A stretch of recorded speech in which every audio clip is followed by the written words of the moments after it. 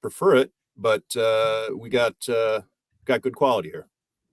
Cool. All right, so I'm just gonna start the pre-show here. It'll go in the background for a minute, and then we'll start the show.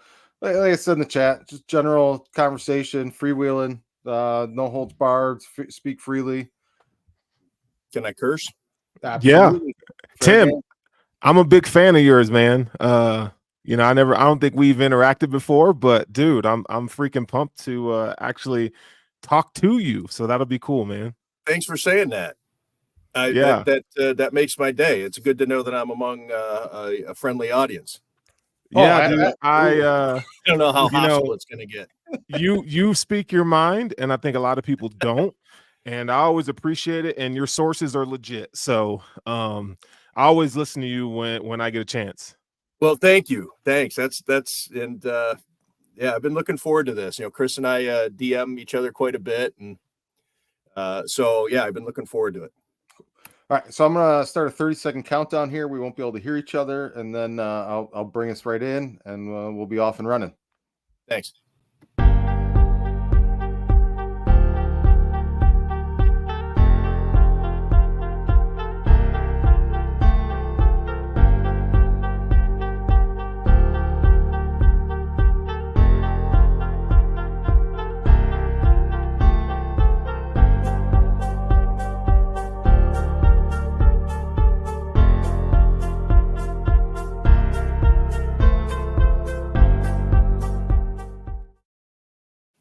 Okay, it's week 7 of Sports Sushi Singles with one guest, one topic each week.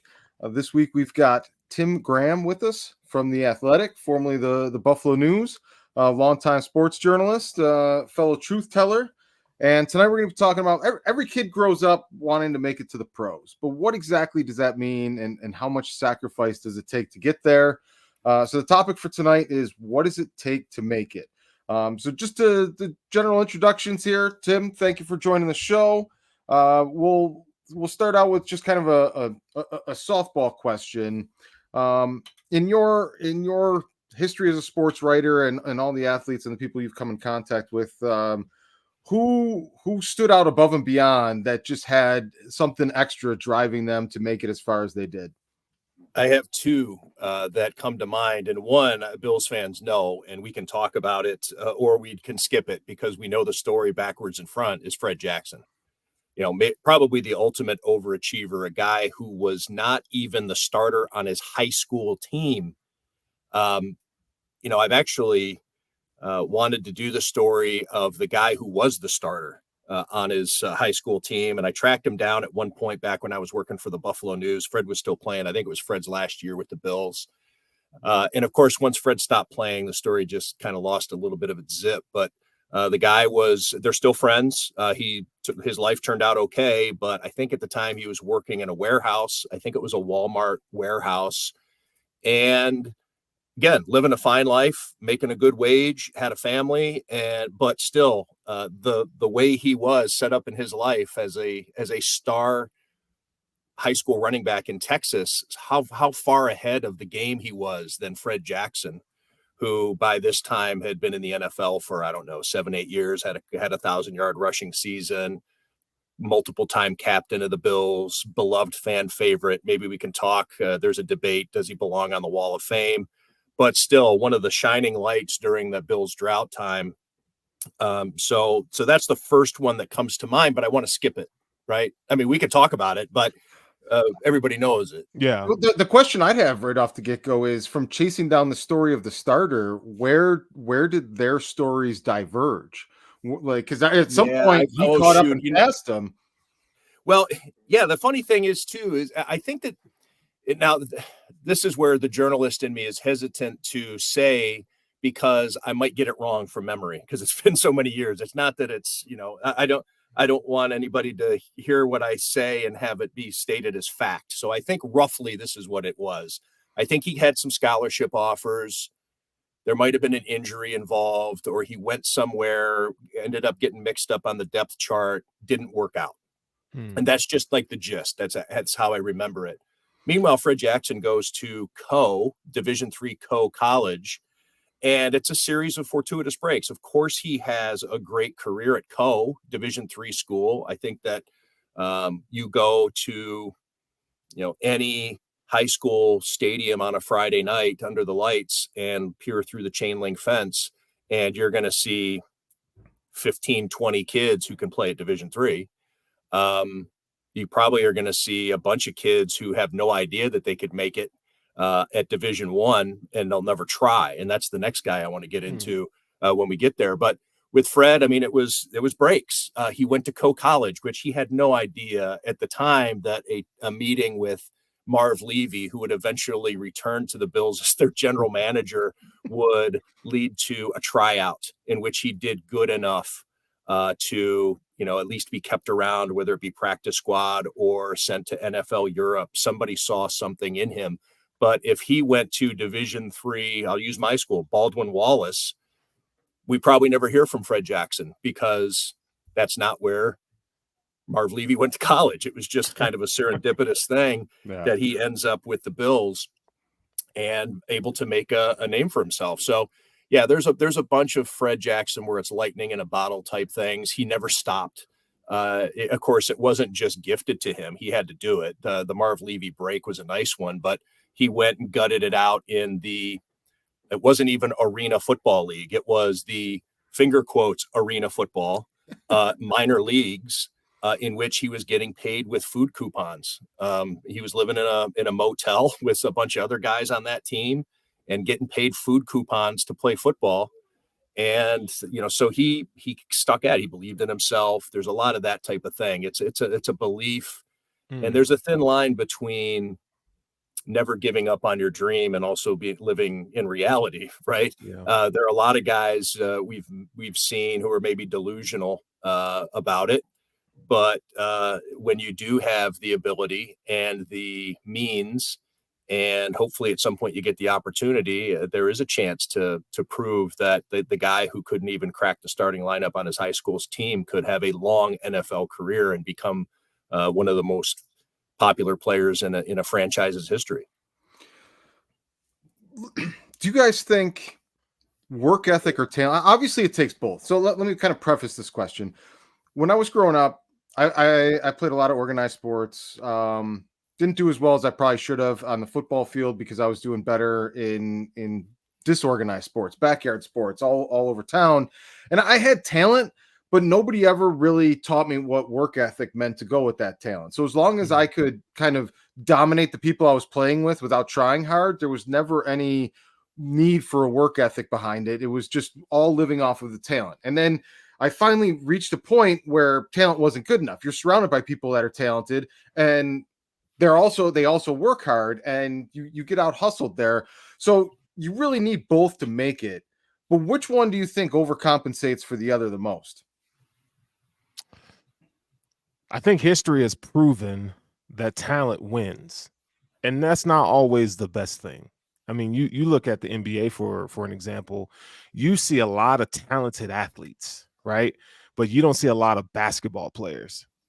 That what I mean by a basketball player is like, someone who really dives deep into the fundamentals, knows how to create shots or whatever their niche is at the next level. But you see a lot of talented guys who can jump out the gym or have these elite athletic traits, So I think, unfortunately, I think talent gets you in the door, but I think your discipline and your character takes you to further heights.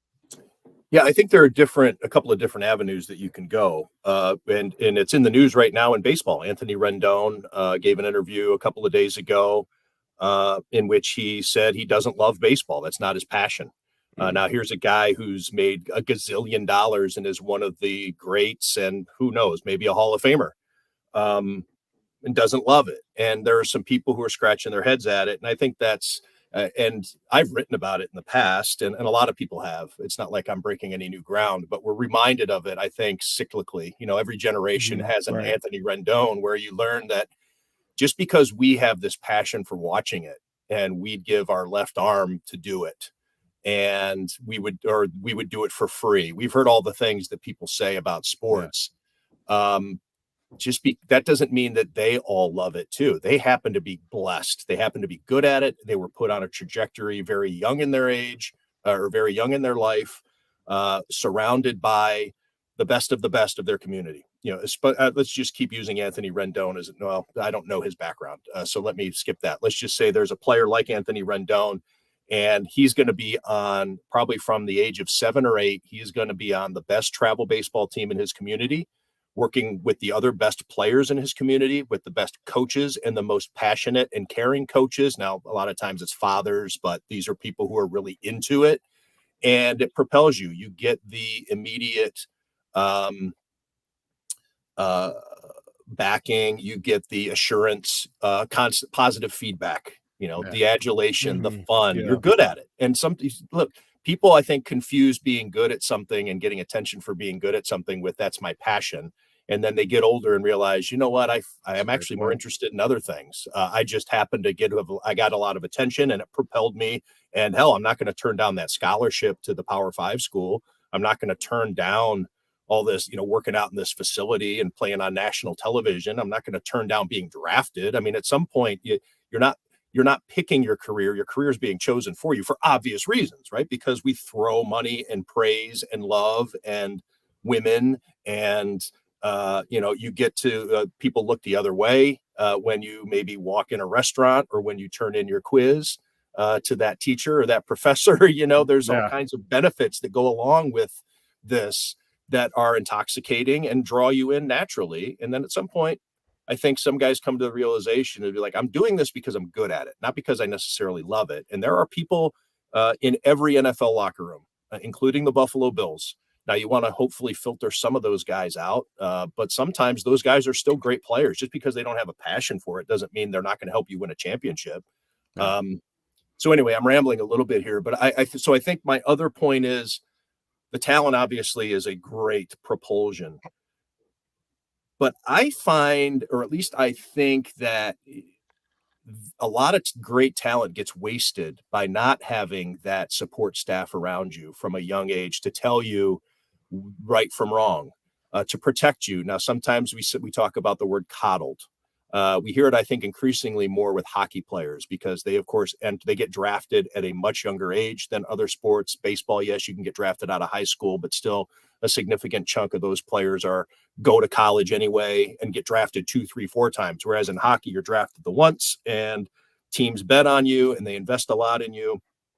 And the hierarchies or the structures of leadership aren't in place like they used to be. So the youth rules in hockey more than in other places. But there's a lot of talent out there that just isn't told the right way to do it. And maybe it's not anybody's failing, because maybe that could, I'll talk about, I hate to bring up a guy. It's a tragic story from my high school. I went to a very small high school in Northeast Ohio, and we had a guy on our team. We were a good team. When we were sophomores, we were a playoff team in Ohio, which was tough to do because there was only 4 per region, and it was a computer point system, and it wasn't based on, you had to be good, and you had to be either undefeated or borderline to even make it. We had a great season that year, and he was our best player, and he was a sophomore, and he was getting attention from every Power 5 school. He was 6'4", maybe 6'5" as a sophomore, so he had a chance to get bigger. 220-pound tight end, had hands like pillows, probably ran a 4.6 40, and was just a beast. Played both ways. He was a defensive lineman, and by his senior year, he was suspended. He got caught showing up to school drunk one day. Didn't care about his grades. He cared more about not wanting to view or be a sellout to his buddies. He wanted to keep partying. He wanted his buddies, and he wanted to go out, and the girls all loved him, and the guys all wanted to be around him, and he didn't have to worry about it. And he ended up never playing a down of college football. I don't even know that he even took his SAT. And it was, we knew by the time he was a senior that he wasn't going anywhere. Wow. And that was kind of our town. And there are a lot of towns like that all over the place, where if you don't, you can have this, the talent just gets wasted because you don't have the guidance. You don't have that guy or woman in your life, teacher, counselor, to sit you down and say, look, you have something special here. And if you gave a shit, you could have, and your family can do some nice things. But then that circles back to maybe he didn't want to do it. You know, maybe he just wanted to smoke weed and drink 40s. But Out he the was bag. Bro, I think you're hitting the nail on. Yeah. I think you're hitting the nail on the head though, with a mentor at the right time in the right place that can change the difference between He whether was you probably want on to or MD don't want to. 2020. Actually, he was a big. See now, look, my town. You went for the cheapest. That you could Mad get. Dog, huh? It was Bush Light and Yeah. MD 2020. Whatever got Yeah. you there fastest, cheapest. And let's not say that I wasn't there with him. Oh, you were in the streets, huh, Tim? The street. Now, look, if you saw my town, it was the roads. It wasn't the streets. We were out there on the roads, the back roads. Yeah. No. Not the streets. About as hard scrabble as you could get in a town of 2,500. So you mentioned there was a second person other than Fred Jackson that had come to mind on their kind of story and how they got to where they ultimately made it at the levels. You want to talk about that one? Yeah. So this is Greg Camarillo, and that's a name that might ring a bell. Miami Dolphins wide receiver. 2004, maybe he was undrafted. He's the guy who caught the touchdown to save the Dolphins from their 0-16 season in overtime against the Baltimore Ravens. He came out of a school in California. He played both sides of the ball. He was a small school like mine. He was an 180-pound defensive end. He was also the kicker, the punter. He did a little everything. 0 scholarship offers. He had interest from Ivy League schools because he was really smart. Harvard wanted him because he was a good student who could play football. I mean, not because he was a football player, but he had a dream. He wanted to play in the Rose Bowl. That was the dream he had growing up. And so he wanted to play in the Pac-10 or 12. I don't know what it was at the time. And hell, I don't even know what it is. It doesn't exist anymore, right? What is it? I don't even, I think I take it as pride. I've refused to follow a conference alignment, whatever that is now. And so they had a neighbor who was a trainer or something and knew Stanford coach Tyrone Willingham. And Wow. so through this guy, he begged to be let on the team as a walk-on punter. What do you get with that? Well, not a lot. And so he got in on the team. He gets a uniform. He's at practice. So he starts hectoring the coaching staff to let him do stuff in practice. Hey, I'm just over here punting the ball. I'm never going to get in the game as a punter. You got 2 on scholarship or whatever they had. Let me do something. Let me run some wide receiver drills or put me on the scout team. Well, eventually that's what happens with him. He gets on the scout team. He ends up getting into a game here or there. He's playing some special teams. And he graduates, though, with 0 college touchdowns. No touchdowns. He caught 18 passes. I'm looking at it here. I'm not remembering. It was the Pac-10 at the time. His senior year, 18 catches, 280 yards. No Wow. touchdowns. That's it. That's his senior year. And somehow, I think through happenstance or whatever, I don't recall exactly how this happened. He got a tryout with the San Diego Chargers and went to their camp or something, or a rookie mini camp or something. And they saw something in them that they liked. Practice squad. They kept him around, bounced around. Never got into a game for the Chargers that I recall. Cam Cameron, who was the coordinator for the Chargers, gets the job with the Miami Dolphins, and the Dolphins are awful. This is the first year after Nick Saban has left, and they are a total rebuild. And so the Dolphins need bodies. I see here he did play 4 games on special teams for the Chargers in 2006. So he goes to the Dolphins, and in 2007. He is targeted 10 times all season, but he has 2 touchdowns, including the one that saves their season. The next season in 2008, he has 55 catches, and he's leading them. He's leading the team in receptions, and he's on his way to a 1,000-yard season. He had a knee injury. So here's a guy who eventually, he plays for the Vikings. He plays for the Saints. This guy ends up catching touchdown passes from Drew Brees and Brett Favre. in his career. He plays 7 NFL seasons. That's not counting whatever he earned on the practice squad. And all because he talked his way onto a team as a backup walk-on punter. And that's a guy who just refused to take no for an answer. Yeah. And Wow. he was, by the way, I have it here. When he 6'1", 190, 4'6", 40. He had, and I do recall talking to him about this because we were made fun of. We were in the Dolphins locker room. I had heard that he had a size small hand, meaning he was one of only 2 guys on the roster who had small gloves. The equipment guys that they're size small. One of them was Ricky Williams, and the other was Greg Camarillo. And I remember saying, "Can I see it?" And we were standing at his locker, and he put his hand up against mine, and I can't remember who it was, but one of the Dolphins players goes, "Aw," we were having our moment there. But that was just my way of saying, like, this guy, he had, you see this guy on JV fields, probably. Yeah. The makeup in terms of the physical part of it, but there was something in him that was wired totally different. Like you want to say it's luck, but at the same time, there is something that's just different. Like it's luck, but it's luck that they went and manufactured and found. And if they didn't find it there, they would have found it somewhere else. And yeah, that's true. Because I don't. That's, again, I don't want to shortchange Fred. But Fred's was a massive break. Just so happened that the guy who told him that someday he'll try to get him a tryout becomes an NFL general manager. Who'd never been a general manager in his life. I'm talking about Marv Levy. So that's a stroke of luck. But yeah, I think that Greg Camarillo would have found a way. Now, he graduates from Stanford with an engineering degree. That's impressive. And he gets 8 or 9 years of the NFL out of it.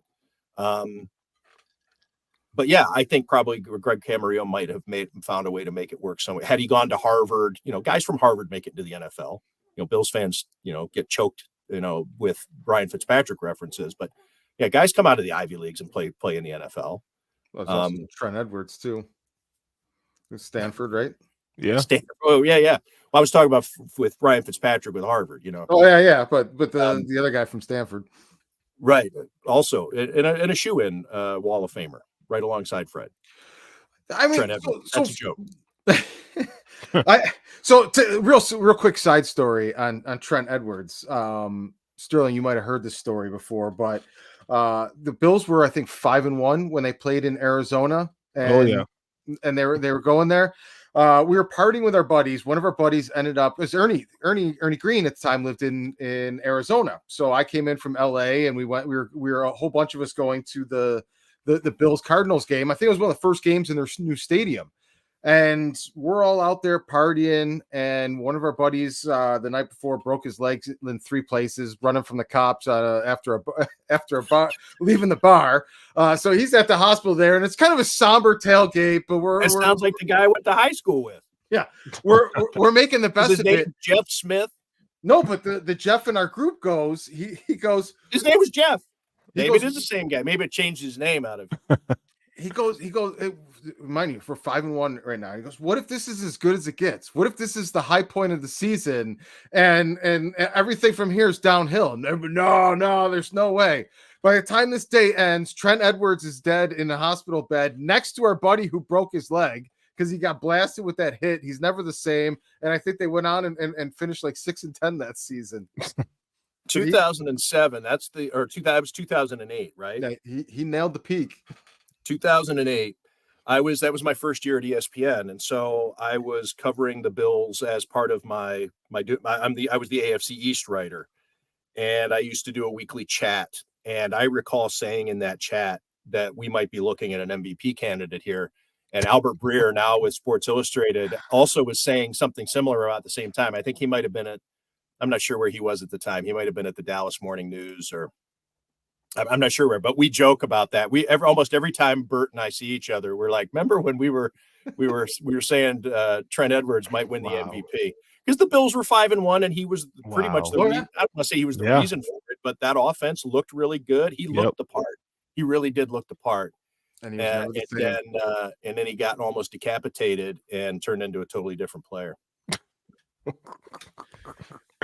So do you guys think moving forward with technology, gaming, simulations, better training, mentorship, but more distractions, do you think it's going to be an easier path to make it to the pros, or do you think it's going to be harder?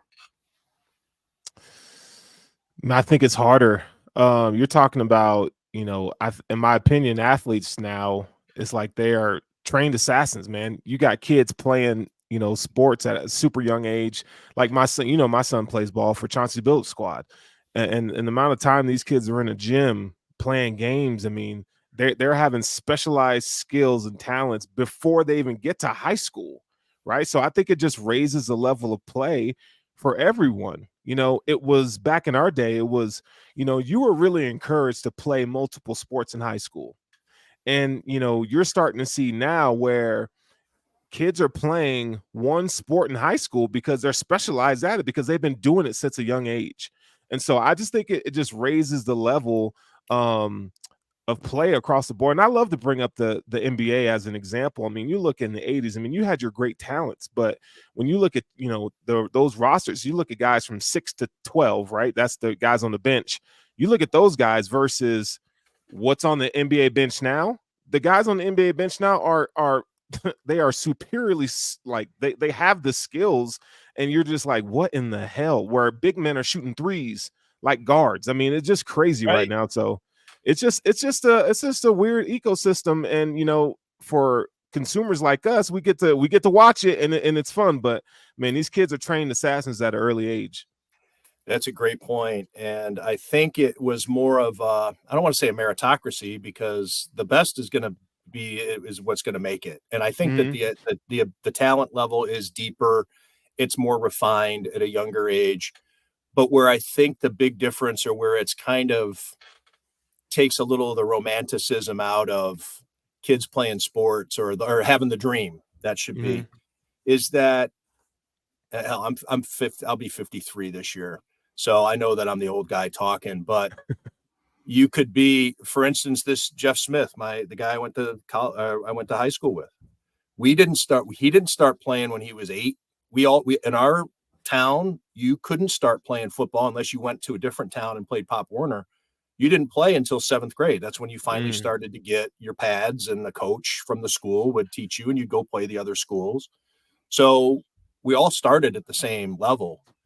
But and Jeff Smith was getting, within, I mean, you think about it, from between 7th to 10th grade. 10th grade, he was so in his 4th year of organized football, Notre Dame wanted him to come and play. Um, Wow. and or was pretty much saying, we got a spot for you. Um, you could have that dream. I think if you don't play sports until you're 7, it's got to be a miracle, or you have to, those will be the Fred Jacksons of the future, is the guy who Yeah. didn't start playing. We do hear it.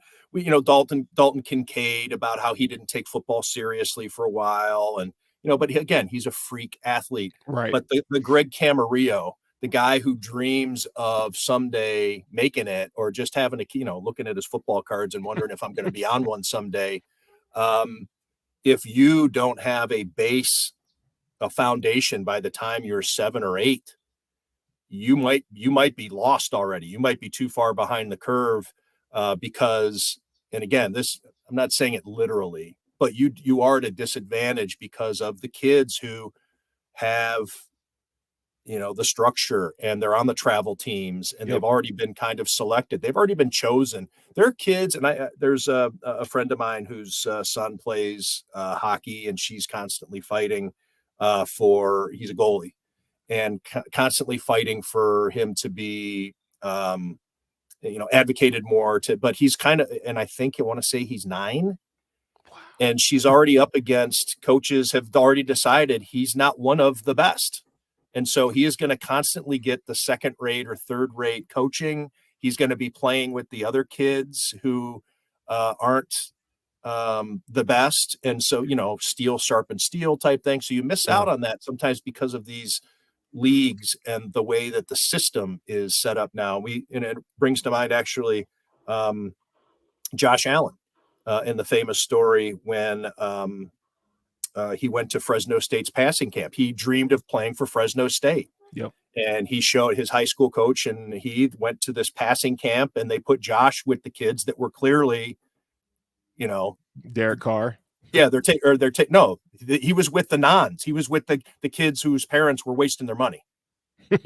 He was, you're going to go and you're just going to throw bullets. Yeah, you're going to throw fly routes. All right, we're just going to, and these other kids are throwing hitches and doing all this refined stuff.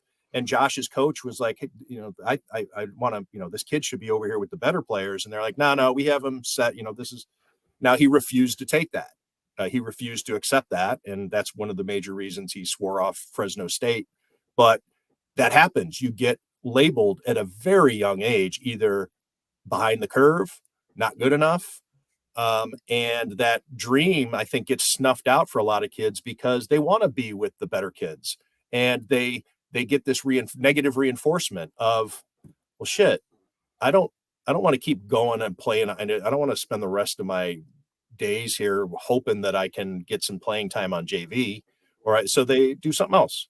And so you lose that to borrow a poker phrase, a chip in a chair. I'm in this game. I'm still in this game and I got a shot at it. But I think that there's constantly people telling you you're not good enough, or systems, or the environment is just constantly reminding you. And kids who especially if they don't have somebody in their ear telling them to keep going for it, keep trying. I have faith in you, or go out there and just have fun. All the positive reinforcement. If you don't have that in your ear, they'll just be, shit, I'm not doing this. I'm not gonna waste my time with this. I've got a specific Josh Allen follow-up question that I've kind of had, as like knowing his backstory and kind of knowing the process, and also being somebody like I'm 46. I've seen like what I think is the peak of sports, the 80s, 90s, some of the greatest players, all of that. But throughout NFL history, as far as my lifetime, when it comes to quarterbacks, prototypical size has always been desired and overvalued and overdrafted and overselected. When did it change?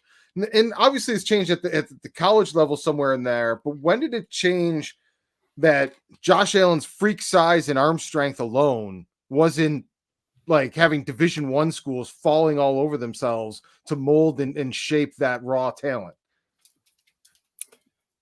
That's a great question. I've kind of written those stories, but without necessarily coming up with an answer. It's the inexact science of it, the guy who slips through the cracks, which is, I think, what I was referring to when I say these are the miracle stories. And it used to be the Josh Allens were all over the NFL, right? I mean, the guy who was not in all the camps, and the guy who wasn't doing all, who wasn't getting D1 offers when he was a sophomore. Well, usually that guy's a little undersized, maybe not as big and strong, doesn't pop off the physical charts. Where Josh Allen's the complete opposite end of the spectrum. I don't understand. I don't think he's as big of an anomaly as people who aren't Bills fans would like to like, because there's always been big quarterbacks in NFL. Like I think the more of the anomaly comes with like guys like Michael Vick, guys Randall Cunningham, guys who had superior athletic traits. Their speed, right? We've seen guys in the NFL with superior arm strength, Dan Marino, Brett Favre, John L. We've seen those kind of guys.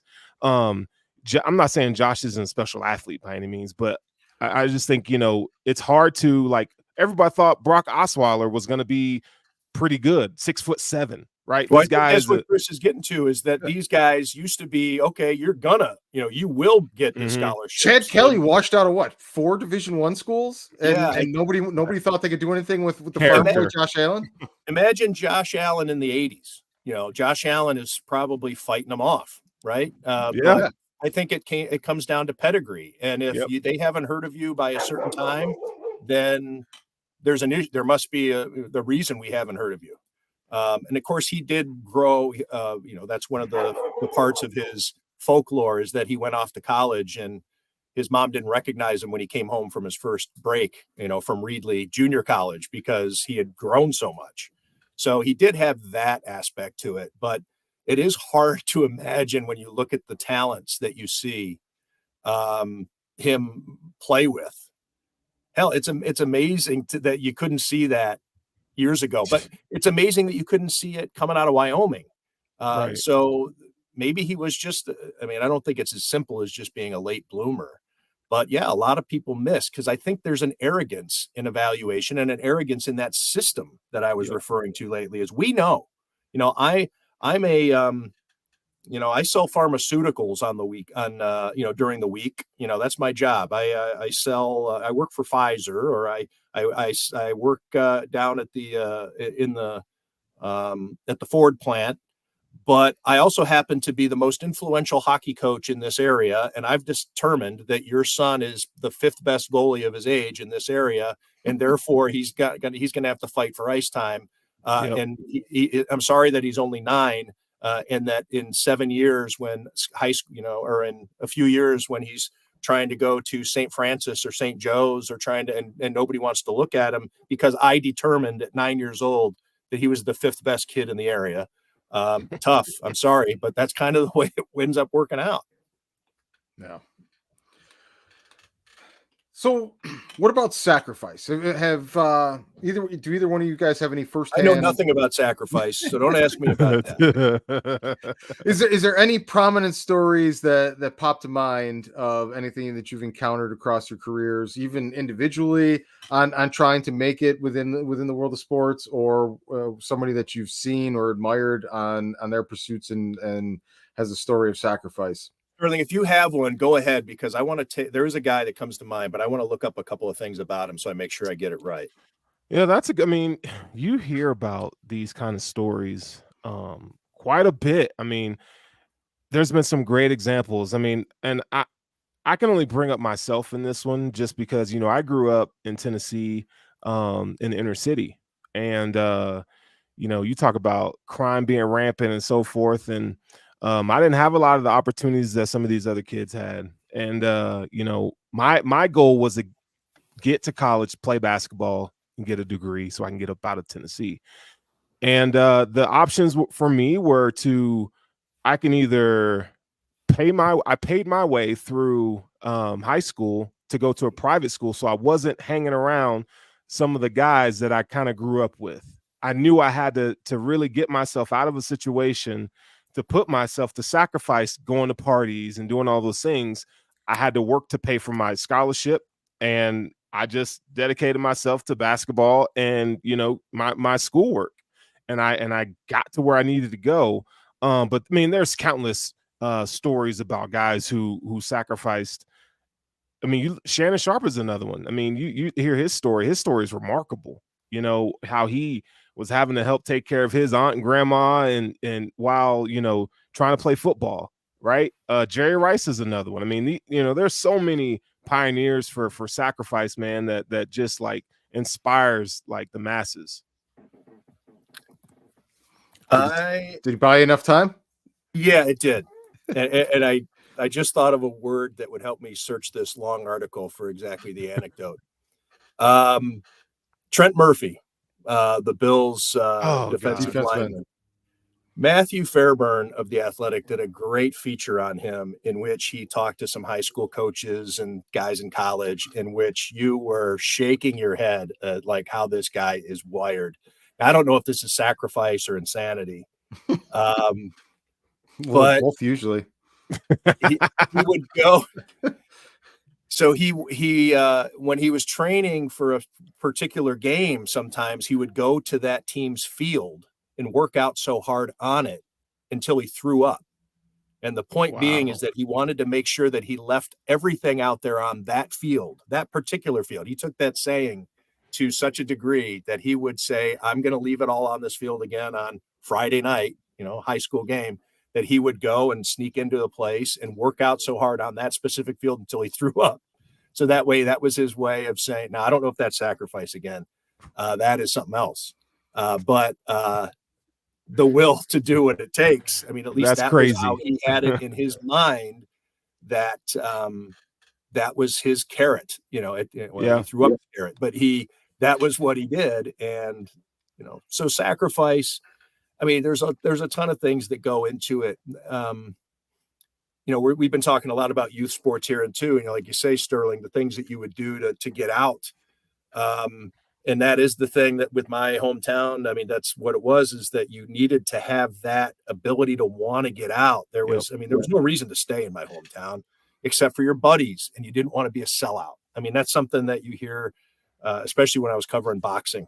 You get a lot of that, the sellout, because you got money now and you forgot us, or the guy who doesn't want to leave his town. You know, he could live anywhere he wants, but he ends up going back to that same place over and over again and keeps getting in trouble because he's supporting, the entire block, where he grew up, and everybody's got their hand out and he can't say no. And they want to, celebrate with the guy and have a beer with him or do whatever else. See, Tim, you've been in the streets referring to it as the block. Right. So yeah, there is that. Now I've kind of derailed myself from the point I was going to make, but with youth sports, the sacrifice sometimes has to be pushed upon you, which makes some kids not want to do it. When your dad or your mom wants it more than you do, that's a big problem. But sometimes you don't know to make the sacrifice. You're a kid. Yeah. But if you don't make that sacrifice, going back to what I was saying before, because you're going to be behind the game. And so those kids who become an adult or become to the conclusion themselves, I want this for me. Sometimes it's too late because mom and dad next door, or, whoever the coaching staff at the school or whatever has already determined, it's too late for you. I'm going to start playing basketball when I'm in 9th grade. Well, that's too late for most kids. It didn't used to be that way. So anyways, there's this, it all plays on itself of the having people in your life willing to support you without choking the love of the game out of you, I think, which is a delicate balance that a lot of people have trouble finding. The Todd Maranovich factor. Yeah. Oh, and you know what? Thank you for bringing that up, because that's something that a point I was going to make on one of my longer rambles earlier. I am a big critic of nepotism in sports. And I have been, I find it hard to believe that all these NFL coaches need to have the same last name. That is it in their DNA? Were they blessed with the football gene that only they know how to, do these things? Chances are that's not true. But they get the chances. Yep. When it comes to sports, and maybe it doesn't have to be the every player. What am I trying to articulate here? I think that the kids who are raised with sports fathers have a big push because they understand what it takes to make it. They want to be like their fathers. And I don't know if there's probably a database you can check, but of sons whose fathers also played the game. It seems like there's more of them. Like the Todd Maranovich story seemed unusual, but now, like the Gronkowskis. Yep. That was a family of Marinoviches. I mean, their dad owned the gym, right? G&G Fitness, and the whole thing of we're going to work out in the basement, and and probably thankfully for the younger Gronkowskis, Gordy, the oldest son, becomes a professional baseball player. I think he reached AAA, but that was the example. Now they had one person in their family who showed you can do it. And then they just followed in line. Now, if Gordy decides he wants to play the tuba, maybe things are different, but right. This was a little incubator of professional football players. The Ball family. And and there's a lot of that I think that but it's almost like you get an understanding where you're raised with it. Maybe it gives you quite the foundation. Is a lot of that the kind of the hands-on specialized training that you're getting from an expert that is now has been more commodified? It's probably more sports psychology, because they always used to say, and when I studied sports management in college, we had to take a lot of kinesiology, and we had to do a lot of, it wasn't just the management part of it. We had to do a lot of exercise science things. I haven't kept up on it, and I'm not certified in anything, but the belief is that if you worked out too hard, or that you don't get the gains of working out or lifting weights until you've hit puberty. Everything before that is a waste. There's only so much you can do to a kid before puberty, or even after. There's only so much you can do physically, or with training. And yes, you love of the game, playing in the backyard versus playing on a team with coaching and blowing whistles and doing drills. I think it's the sports psychology aspect of it. It's the, do you want this? The somebody who has been through the business of it, who knows that this is the guy you need to work out with. I'm going to take you to this trainer. He knows what he's talking about, as opposed to Tim Graham trying to figure out what his son, when he was, 9 years old. Well, what do we do for baseball? Well, we go out there, and I was raised with, you go out there and you have fun with it. Meanwhile, there's other parents who are, we're going to go to the batting cage 5 days a week, and we're going to work with this hitting instructor, and we're going to pay him, $1,000 a month. And we're going to do these things, or we're going to get this jump shot coach, or we're going to do this other, there's all kinds, so many things that you can do. And I think that the sports psychology aspect of it, from guys who've been in the game before, either as coaches or players, they know that line of motivating, the sports psychology of wanting to know when you want it versus when you're just having fun with it, versus pushing too hard to make you not want to like it. Deion Sanders kids. I mean, it'd be interesting to see someday when they reflect on it, how much they loved it versus how much they just wanted to make their dad happy. But maybe they all do love it. And they also have the genes, and they have the means, and they have the money and the training facilities. I mean, the Ball family. I mean, at some point, it becomes a shock if they don't get a paycheck to do it, right? Yeah. When you have everything going for you. It's family business. Yeah, that's right. Yep. The Currys, the LeBron James and his kids, man, like access to those facilities. It's wrong. I have a problem with it when it comes to the coaching, front office type stuff, ownership, where the owner's son becomes the general manager. Yeah. Okay. That type of stuff. But the athlete, the merit is there. I mean, if the Lakers draft LeBron James' son just to keep LeBron James around, that's okay. Maybe that's nepotism. But we're going to sit you on the end of the bench. LeBron wants to play with you, as it's his dream, like Ken Griffey Sr., Ken Griffey Jr. Okay. Yep. All right. That's one thing.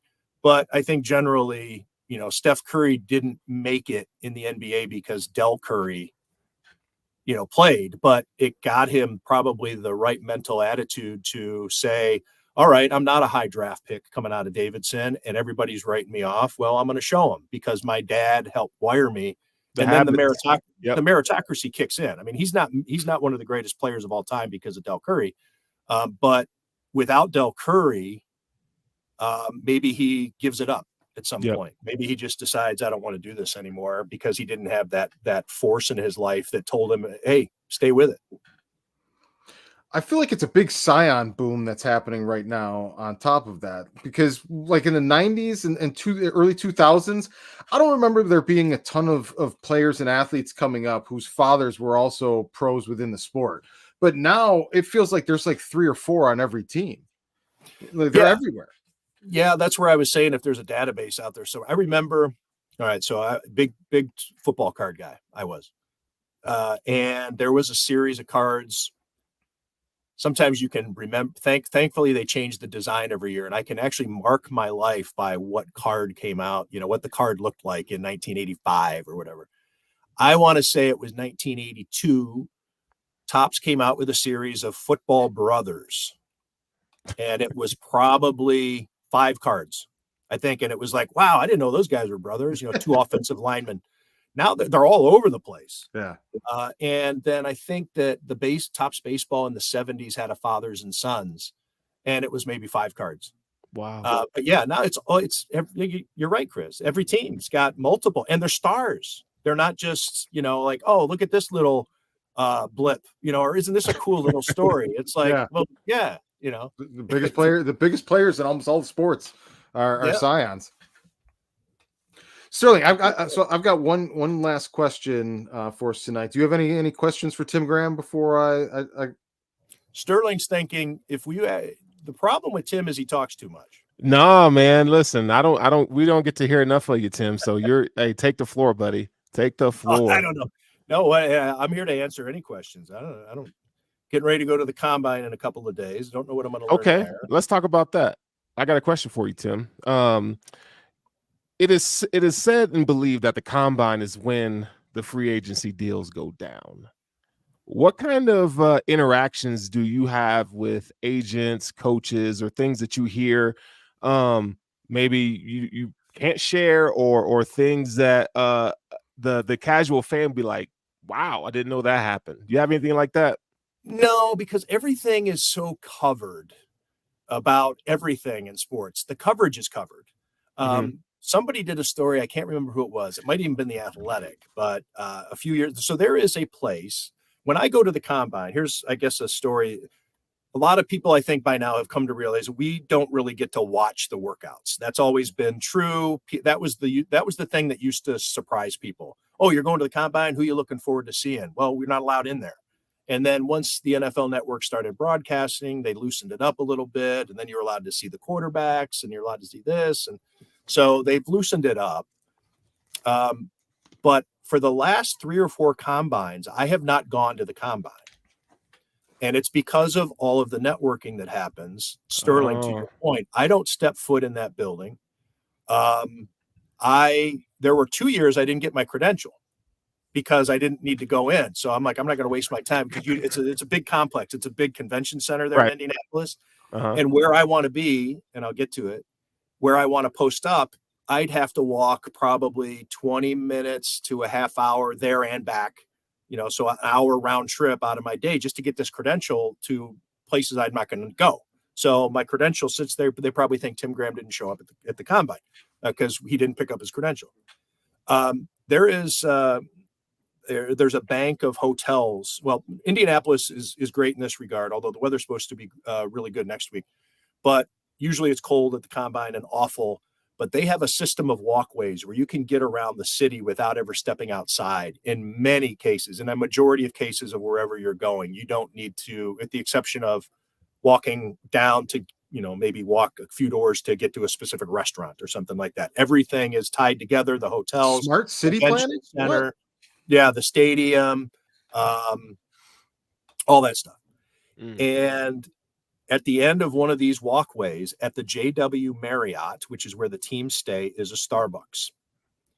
And years ago, I learned that you just need to go to the Starbucks because everybody has to walk past there from the stadium, wherever you're going. If you're going back to your hotel room, if you have a meeting, or if you just want a coffee, you have to walk past this Starbucks. And so they have these areas, and what the hotel did, because they kind of got tired of us doing this, a few of us learned this trick, and then more, and then more. And somebody did a story about the Starbucks. That's where I was getting at with the coverage gets covered.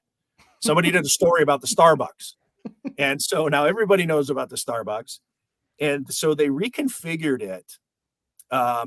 So now you can't have as many seats, and they got rid of the electricity. There's only like 4 outlets in the entire area of this Wow. lobby Starbucks because everybody was setting up with their laptops. So if you got to have a powerful battery, or if you don't, you got to beat it. You got to. So they didn't want you to get too comfortable at You the show up with Starbucks the power unless strip and you're gonna be a rock unless you star. stay in there. Right? Yes. That would be true. And extension cords, like that, the reel of Yeah, extension yeah, cords. yeah. Hey, for slinging it out. But that's what I do. So I stay at that Starbucks. Now, Sterling, unfortunately, I don't have any juicy stories because everybody knows that reporters are all over the place. And so it's funny when you do see somebody that you know and you get along with, you have to pretend like you don't see each other because you'll give a little, you give the chin, or you'll, whatever. And that's like, hey man, how you doing? How's your family? That's Yeah. everything is tied up with that chin. Yeah, yeah, yeah. And it's like, I see you, and that's the agent. And maybe it'd be like, I'll text or something like that. But it's like, I'm here, you're here. I see you, you see me. But move along. We don't need to be seen talking together. Because Oh. I don't want for both reasons. They don't want people to know that they talk to me, and I don't want people to know who's my source is. So that's one of Okay. the so we pretend. There's a lot of pretending like you don't see somebody at the combine. So you say a lot of the deals that take place before free agency happen through text message between Well, the no. agents Well, and the reporters. with reporters and so yeah, but with now they're there talking to the GMs. They're at St. Elmo's, the steakhouse, or all these different places, the legendary restaurants there. Um, yeah, they have hotel rooms. I mean, they can go off somewhere and talk wherever they want. But it used to be back when I started covering the NFL in 2007, you could walk around the corner and see a general manager talking to a Drew Rosenhaus or a Ben Dogra or Jimmy Sexton, and you knew who they were talking about. That's so and so and their client. Now they're really careful not to do that anymore. Okay. I think, and so they don't want to. With the Stoke the exception fire. of guys like Drew Rosenhaus who do want to be seen, and they show up with a T-shirt that says Drew Rosenhaus on it. So there are some who want to be seen, but most everybody is, So kind of being at the combine, each I mean, other's it's side a big freaking deal. Like what's your focus? What's your mindset? Are you, like, do you have any idea? I mean, we know the Bills need a wide receiver, right? That's just it's clear as day. Like what's your, I mean, you've been doing it for a long time, man. What's your like stick when you go to the combine? What are you trying to get out of it? I want to network. I want to talk to the agents. I want to talk to GMs, assistant coaches. Sometimes you get guys, PR staffs aren't necessarily there. And it's not like we're doing anything unethical. It's understood that everybody's kind of stand down. We're a little more casual. You might end up having a beer with an assistant coach or an agent or a head coach. I've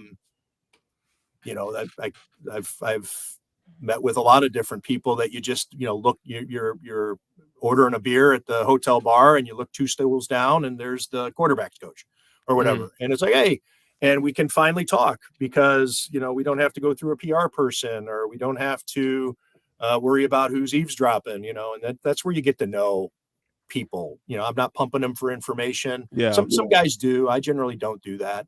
I want them to get to know me as a person, and vice versa. And I go there with some story ideas that I have, features usually, because everybody is there, and most everybody's accessible. So I have a couple of stories, and I have a short list of certain coaches or general managers that I want to get a comment from on a league-wide story, on an issue type thing. But Joe Biscaglia from The Athletic, he does more of the, I've never done a mock draft in my life, and I'm proud of it. Unless they force me to do one, maybe a boss at some point is going to force me to do one, and I have to break my streak. But I'm not the draftnik guy, but the combine is hugely important to me because of the networking and the people that you meet. So that's what I'm there for. All right. If you need any information on prospects and stuff like that, you could just reach out to your boy here. Okay. Yeah, Sterling's a film junkie. He knows the ins and outs on everybody. All right, that's all I'll do.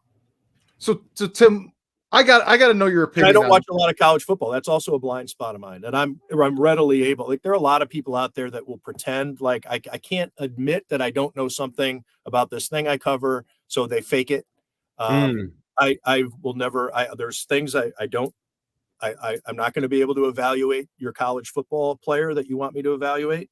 I'm not going to be able to evaluate your interior offensive lineman that you want me to evaluate at the NFL level, even though I watched the game. Yeah. I don't know what I'm looking at in there. I'm not going to be able to tell you necessarily who's to blame for giving up that sack, that type of shit. That's where Sterling comes in. He's fundamentals all day. That's where I reach out to people and say, all right, what am I supposed to think about this? And then they'll say, people I trust, and they'll say, well, this guy sucks, or, it's not this guy's fault. He's doing what he can because the guy next to him sucks, Tim, so my final question is, this is kind of like what we started talking and going back and forth with. I find myself triggered in defending you on Twitter quite a bit because the nonsense out there just drives me nuts. So I want to know your general thoughts on this shoot the messenger culture that's run rampant in sports journalism, where it's the reporter's fault for telling me inconvenient truths about my favorite team. Well, and I think maybe we're more sensitive to it in Western New York than other places, maybe, but I don't know if that's true either. Um, you know, I I talk about it on my podcast a lot because I get into journalism discussions. Um, people like Jerry Sullivan or Bucky Gleason, who, Allentown says she's constantly defending you too. well, thank you, Allentown. I see her on there. She's fighting the good fight. Yeah. Uh, I I end up liking a lot of her tweets. Um, the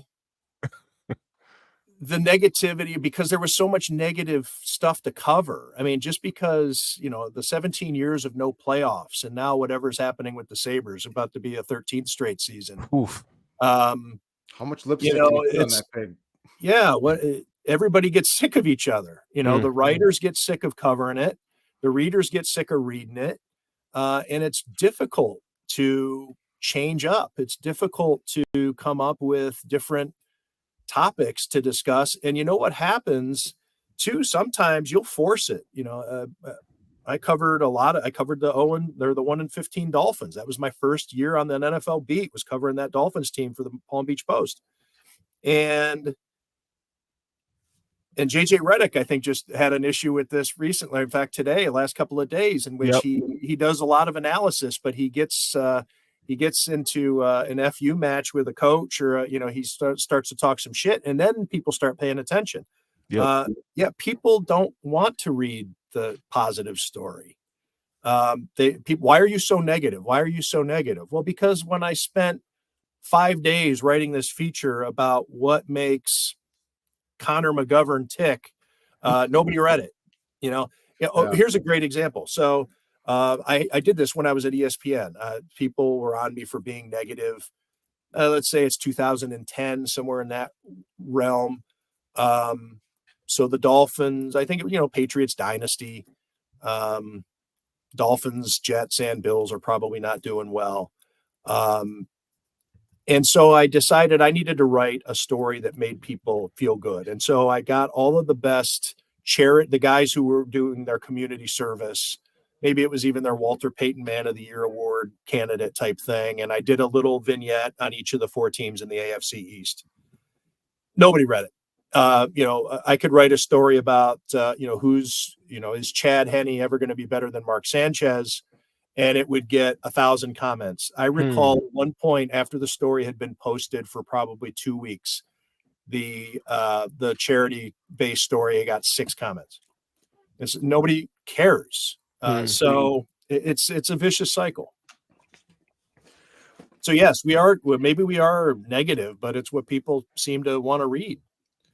Yeah, but it just seems to be like a very low IQ mob that's just seeping into everything. Like, people are triggered by headlines. What do you think the headline's for, other than to trigger your curiosity, to make you click the article and read about it?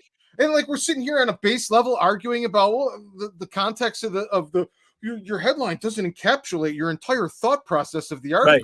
The Stefan Diggs interview, in which he said it wasn't about me, or this isn't about me. A quote that, interestingly enough, didn't make it into many stories about that news conference. That sentence was extracted, and not the only sentence extracted. For some reason, I think because people read it and thought, "Oh, geez, people are going to be upset if they see Stefan Diggs say this, so I'm going to save him from himself," because he's a sympathetic character to some. But I thought, well, that's what he said. He was saying it's not his fault. And so that it was in the headline, and somebody else aggregated it, turned it into something worse than it was, it mashed it together with another quote to make it seem like I had invented a quote, which that's aggregation's another thing that drives me crazy. There becomes an inception level with this, because now they're getting triggered and outraged because the headline's misleading. But then what is a smart person going to do the next time? I'm going to now intentionally make a misleading headline because you're going to be triggered even more and spread it even more. And right? I don't understand how we're 12 years into social media and these people are acting like they just showed up off the bus. You see these, and there's these aggregator accounts, Dove Kleinman. That one comes to mind right away. There's a bunch that I've muted where people just aggregate something and they just put their spin on it as though they broke the news. They're not saying that they did, but how about just retweeting the person who said it? Yeah, Like, that's my thing. I don't need to comment. If I find something interesting, I'm just going to retweet it.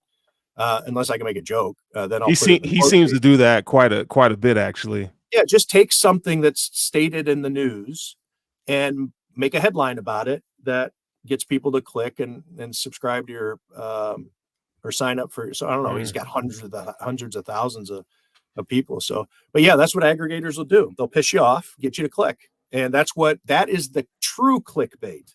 When people talk about, oh, this Stefan Diggs article was clickbait. No, it's the people who take it, twist it, and then get you to comment on their version of it. That's the clickbait. Yeah. Mine's just to get you to think about it and then actually read the article to understand the context of this headline. An actual link right there. I remember your comments about 13 seconds. Oh, people had a oh man. I don't remember what I said. What did I say? They're more angry at you for what you said than for him not realizing they had more timeouts than plays to run. Right. So, Tim, before we wrap up here, you got any big stories in the hopper? Or anything you're currently working on? Obviously, heading into the combine here, but what's your favorite angle you're chasing? I have a couple. I'm in a little bit of a fishing expedition phase right now. I got a couple of things that I'm working on that I don't know how they're going to turn out until I talk to some people. And the combine is where you talk to so many of them. So probably I'm dodging it a little bit, but I'd hate to say something I'm working on and then have it not turn out to be as good as I thought. And maybe I abandon it. Okay. Or maybe there's something that I don't know. But that happens at the combine too. That's where you learn things. You come up with ideas. You're spitballing over coffees or beers or burgers or whatever. And all of a sudden, you get a bunch of people talking ball and you come up with a good idea. Well, you gave me nothing tangible there, so I'm going to put you on the spot a different way. As a fan, what is your fan opinion of Sean McDermott? All right. Well, I'm not a fan. I'm not a fan, and I always. You're not a fan of football? Of football? Yeah. Just as a sports fan. I thought you meant as a Bill. All right, as a Bills fan, I can go either way. I understand people who don't. People who are tired of him, I understand it. People who think he should be the coach for the next 20 years, I understand that too. I think he's a really good coach. I think that it would be silly to move on from him with the assumption it's going to get better. If the Bills were to move on from him, I don't know what I'd write. Maybe I'd have a visceral reaction and I'd write a column. But I think mostly I'd say, let's wait and see. But there are so many examples of hot shot coaches, the guy everybody would want to come in who ended up just sucking. I just wrote about it in a story recently. Remember people fighting over Doug Marrone, not once, but multiple times. Chip Kelly was a can't miss. Adam Gase got 2 head coaching jobs. Oh, wow. Do you think Doug Marrone doesn't get to the divisional round regularly with Josh Allen? He got there with Blake Bortles going through the Bills and Sean McDermott. Yeah, but he couldn't get there with Kyle Orton. I don't know. Probably a lot of guys get to I don't know. I don't want to say that. I don't want to say that. What's your opinion of basing your decisions in the present off of fear of repeating the past? Do you think that's a good way to make bold decisions?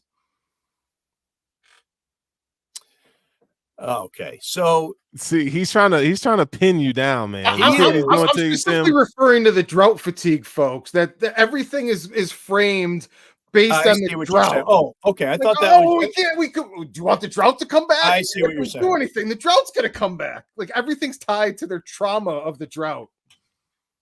Well, not necessarily. That's not where I'm at with it, with my reasoning of it. My reasoning of it is like with, what I was just saying, those examples of who you're going to replace him with. Nobody is surefire. Nobody is surefire. And I think that it backfires more than yes. There's the example of John Gruden taking Tony Dungy's team across the finish line. But who's out there to do it? I don't know. And I guess you could say, well, you don't know until you try. I guess the natural follow-up But question it could blow up. And again, that's the fear of it. But I'm not basing my fear on missing the playoffs for a lot of time. I'm basing it on all those great coaches that people loved. Cliff Kingsbury. Everybody just, these sexy next level coaches that, I mean, hell, 3 months ago, weren't we talking about, Mike McDaniel? Now everybody's making fun of Mike McDaniel. I just don't, it's not that simple. And I know I'm muddling through an answer here, but I don't think it's, I understand it. So that's why I started off with, if Sean McDermott were to get fired, I think we'd have to wait a few years to find out if it worked. And the answer, and what are the odds that the answer is going to be better? I don't know. And that is so, and again, to get to your point, does that mean you don't try? Not necessarily. But I just like to know who's out there, like who the coach would be. Yeah. In your opinion, what do you think is the missing piece at this point in time that they're not getting past? If you're not sold on the fact that coaching, and I'm not saying that that's what it has to be or anything, I'm curious, if that's not what it is for you, what do you what's the hunch you have that might be the missing part? I think, I don't want it to be too flippant, but it's going to be flippant. I think it is just shit luck. Sean McDermott has shown he can beat the Kansas City Chiefs. Patrick Mahomes has had problems against the Bills. Not all, just not when it mattered. I don't think 13 seconds is its own choke job. I get it. There's not a lot you can say. Right. I don't think that it necessarily begets the next choke job, because I don't know that they've choked since then. I don't consider the end of the 2022 season a choke job. I voted for Sean McDermott for Coach of the Year for 2022. What that team dealt with, I thought was off the charts, absurd.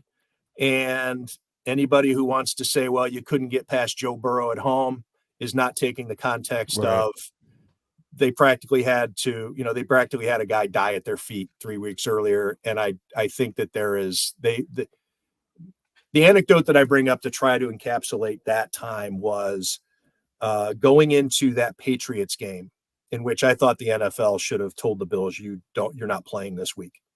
And I wrote a column about it.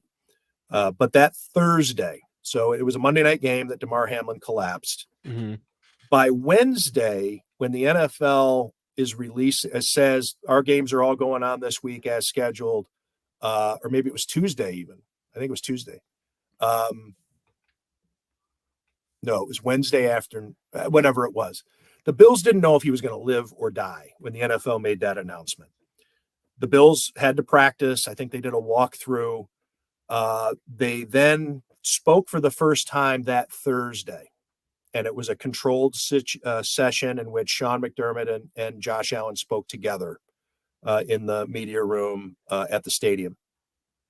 And these guys were bawling at times during this news conference.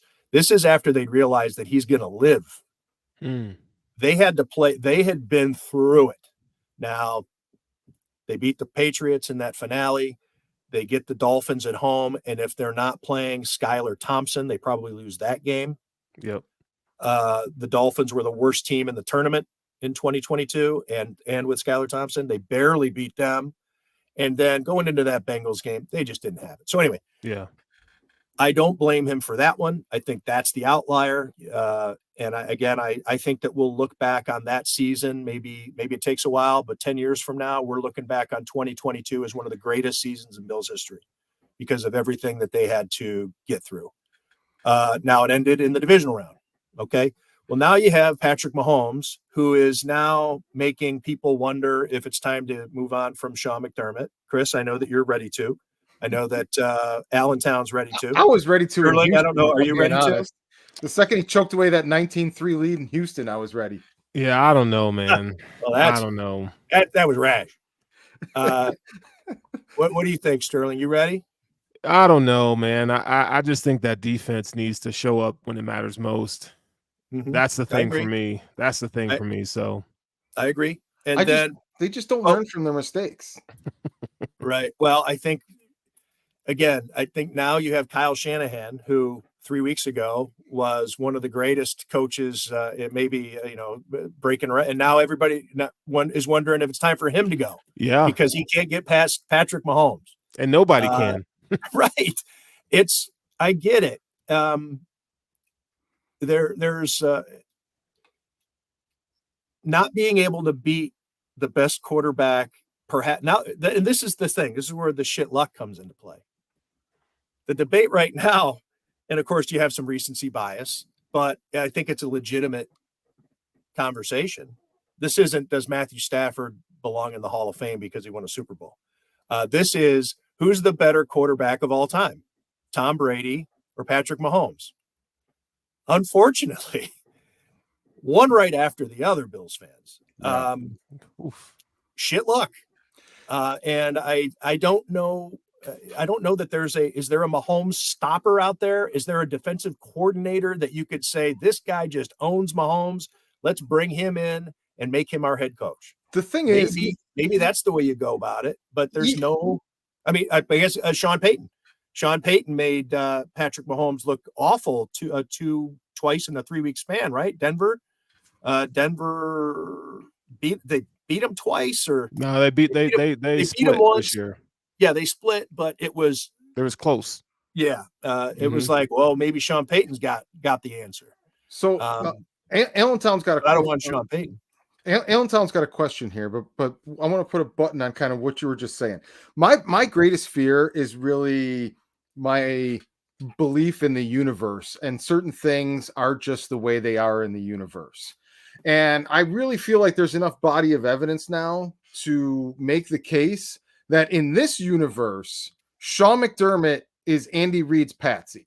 At every turn, he's gotten the best of him, taken advantage of him, duped him into a quarterback he never did his homework and research on, scooped him for Trent McDuffie, got him on the coaching field at every single turn. It's just this universe. Andy Reid owns Sean McDermott. So if that's the case, no matter how great of a coach he is, he's not going to beat Andy Reid. That's the math for me. Well, I don't know what the answer is to that. Okay. Allentown wants to know if there's. I'm bailing you out. I'll send you the joke. Remind me to DM you the joke I was about to make just then. That would have been totally inappropriate. But there aren't many options. Jokes. We love inappropriate jokes. Well, I'd like to keep my job. I'll DM it to you. Those are the best kind. So Allentown wants to know if there's more to the John Butler story, if it's because he didn't get the DC job or he just grew apart. No, I don't. I wrote a long story about it. I think it's pride. I think he felt like he deserved the job, and it was a logjam of defensive coaches who probably felt they deserved it. Eric Washington included. Last year, you had Al Holcomb, who was joined to the staff. He probably thought that he deserved it. But I think it's a combination of pride and knowing that he deserves it and not wanting to come back after being passed over and remain in the same role as the position coach. Was there really that much interest in being a name-only defensive coordinator? I am not convinced that that's going to be the case. I think that especially with the interest that Bobby Babich had from at least 3 other teams before the Bills decided to make the hire, the Giants, the Packers, and the Dolphins, that if you're going to get him to stay, you probably have to make a concession of you're going to call the plays. Let me walk that back, because I don't know that to be true. Me saying it that way, sometimes people might think that I know something that I haven't reported yet. I don't want that to be the case. But I think historically in those situations, when you're in a bidding war or you're trying to convince somebody to stick around, why would Bobby Babich stick around just because? Or maybe he does. I mean, there could be reasons. We haven't spoken to Bobby Babich. Maybe he doesn't want to move his family. Maybe he just loves it in Western New York, and et cetera. But he had leverage there to get. But he could have been potentially calling plays for old friend Brian Dable in the Big Apple, probably made with an unlimited budget. I'm sure that the New York Giants pay their coordinators very well. Same with the Dolphins, to steal an assistant away from the Bills and get him to they needed a defensive play caller. Packers, the same thing. So, I think that, I would be surprised. I would be at least slightly surprised, because there could be reasons for him to stay with just the title. But I would think that Bobby Babich would insist on calling the plays to stick around. But I've been wrong before, and maybe I'm wrong here. Sterling, you get last question. Anything? Man, dude, I don't have a question, but dude, this has been awesome. Thank you again. Thank you. And my pleasure, and I'll do it whenever you want. I've enjoyed it. I like the topic aspect of it, because sometimes when people ask me to come on a podcast, and it's a free-for-all, which is fine, but we had a topic, and I might have to adopt this a little bit. I used to do that with my radio show, and I got away with it with my podcast. But having a topic is that's pretty solid. I like that. The thinking is we're trying to build an initial audience and a base, and you right now have only one viewer, Allentown. Actually, we're up to 10 or 11 on one of the channels. But the thinking is that anyone that's going to watch this isn't really going to see it fresh right now here live. So if we're talking about what's happening this week, or it's dated content, it's going to quickly be old news and just lost in the shuffle. Whereas if we're having a topic or a conversation about a single topic that can be evergreen, ideally we can it's a great idea. Grow a little more base around it and grow from there. That's something that Jonah and I struggle with all the time, especially when you're talking about the Sabres, because there's always a game tonight or tomorrow. They play so many games, and it's hard to have a conversation about the Sabres and keep the context pinpoint when, you could talk about how terrible the goaltending is one night, and then UPL goes on a stretch like he has been.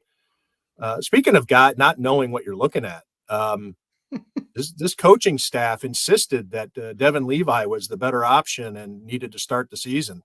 And now here UPL is finally showing that he's maybe one of the best goaltenders in the league. I don't think there's one thing with this season that went the way they thought it was going to go. What were they looking at? I don't know. I don't even watch hockey like that. So I'm still asking myself. I'm just tired of hearing the Sabres are going to be good, in the off season, and you get to the season and they're just like, man. So I was like, okay, whatever.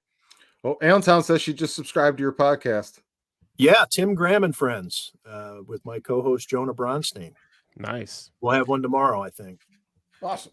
Do you do it live? No, I'm not. I don't have the balls to do that. You got to stumble through. Whatever, dude. Yeah. Live's the way to go. But Tim, thank you very much for joining us tonight. Good luck with the show tomorrow, and have fun at the combine and break some stories for us. Thanks. Yeah, I'll have me on again when I get back. I'll be I'll be able to tell you more about what I learned there, as opposed to, because like I say, it's a fishing expedition. But I'll let you know what I caught next time. All right, deal. Perfect. We're gonna have you as a regular, Tim. Thank you.